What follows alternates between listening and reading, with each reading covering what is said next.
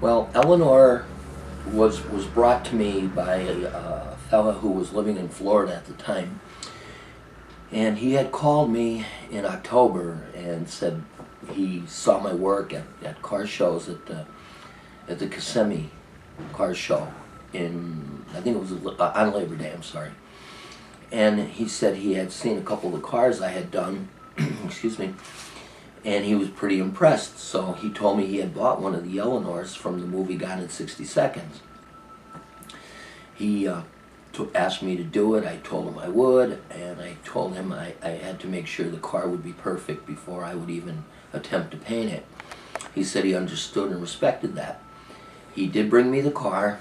Well, actually, we waited a couple months and we hadn't heard anything, and then the first weekend in January, which I had told him I would do the car, a trailer pulls up out front with a big Ford dually pickup towing it, and this happy-go-lucky kind of guy walked in the shop looking for me.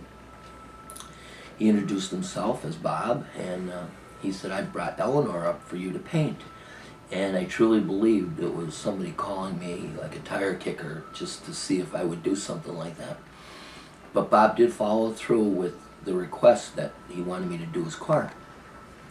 Brought the car to me, and he kind of wanted new sheet metal. Well, we did find a new front fender, factory front fender.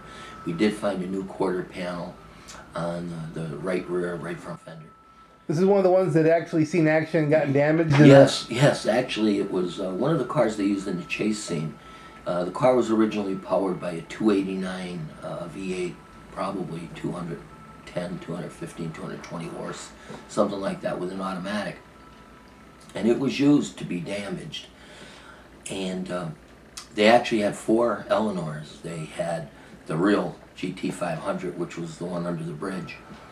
They had 2 289 4-speed cars so that he would drive a car that he was shifting. And then there was 11 automatic cars, V8 automatic cars. Those were the ones that crashed. Badly, actually. Well, Bob bought one with the 289 to V8 automatic car. And we put a used door on it from Arizona. And we ended up priming the whole car. And I did all the body work, molded the scoops, and Bob helped me considerably on the car. And then when I believed it was ready, we resanded everything, washed it, put it in a booth, and spent 2 solid days applying paint.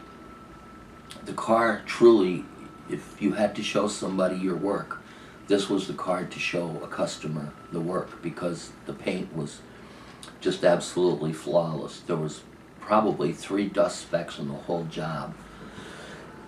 Excuse me. Bob took the car back, there was no motor or trans in it when it was here. Put the disc brake rear in the car, put the 351 Windsor in the car, 5-speed Tremec transmission, made sure the side pipes, which I had to paint, were functional on the car. And he called me and he said he had scratched both quarter panels. And I said, well, bring it back and we'll repaint it. So he brought the car back to me. I did all the body work to repair the scratched areas, prep the car for paint, put it in the booth, mask the car off, and ended up actually being scared to repaint it. And I did paint it the first time. So it sat in the spray booth all day Saturday, all day Sunday, all day Monday. No, actually Monday afternoon was when I did paint it. I walked in there and I did do the car over.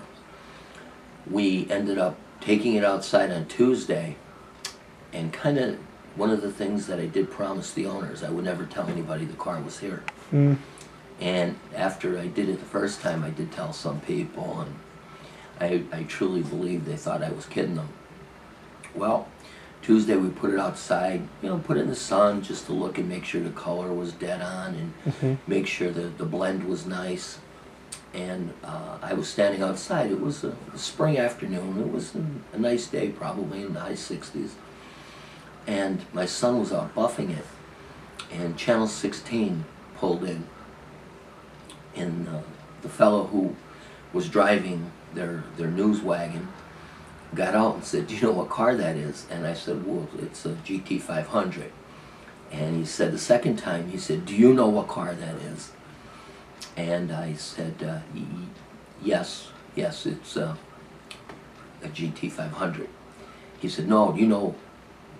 And I said, "Yes, I know." And I said, and it actually is one of the original movie cars from Gone in 60 Seconds. And he went and grabbed the camera and started filming under the hood, the interior. He truly was a gentleman and very respectful of the car, which I did have to appreciate. But this car actually had the Go Baby Go button, you know, the nitrous button on the top of the shifter. The ball was actually made by a local business here in Dixon City. Joel, our machine shop, Art Hall, who is the owner, he helped me with making the ball. Actually, we used a Hurst 4-speed shift ball, sanded it, buffed it, and then he cut the ring and made the plate. And then we drilled it and put the button in it. But the car was filmed for Channel 16.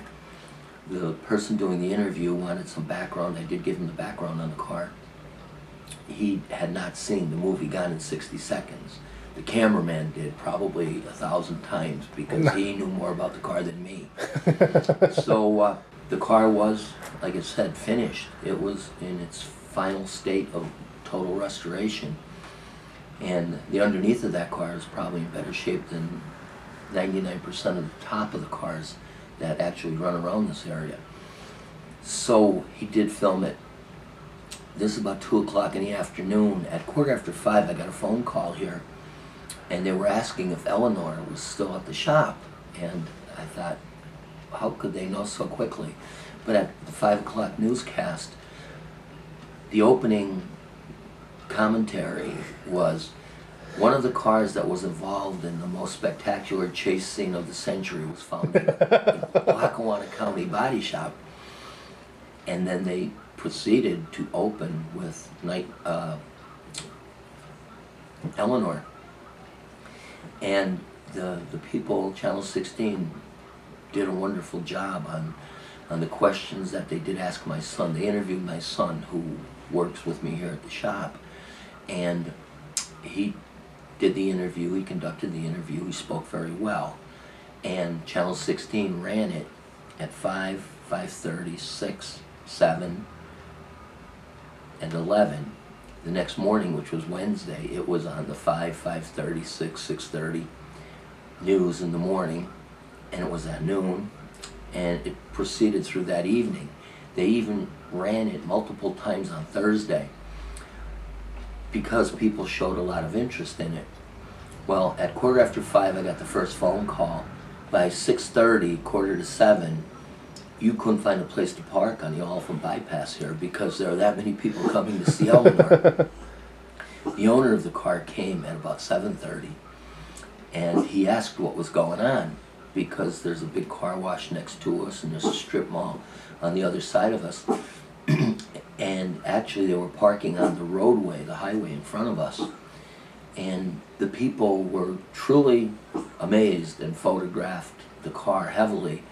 Some of the people even brought photos to me to say, "Oh, you know, here's the car in front of your shop." And that was the first time that the car was ever seen in public. Every other time it was transported in a trailer and kept in Bob's garage.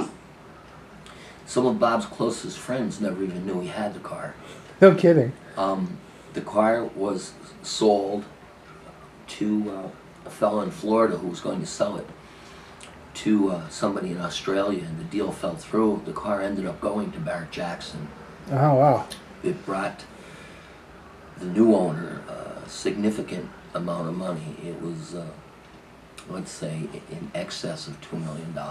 Whoa. And they actually did give a body shop in northeastern Pennsylvania credit for the car, which impressed me. They didn't say my name, but I knew who it was, so it made me feel good.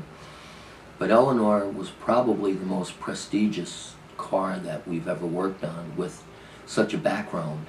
And Nicolas Cage, I believe, did sign the dash on that car because he thought the car was that impressive. Nice.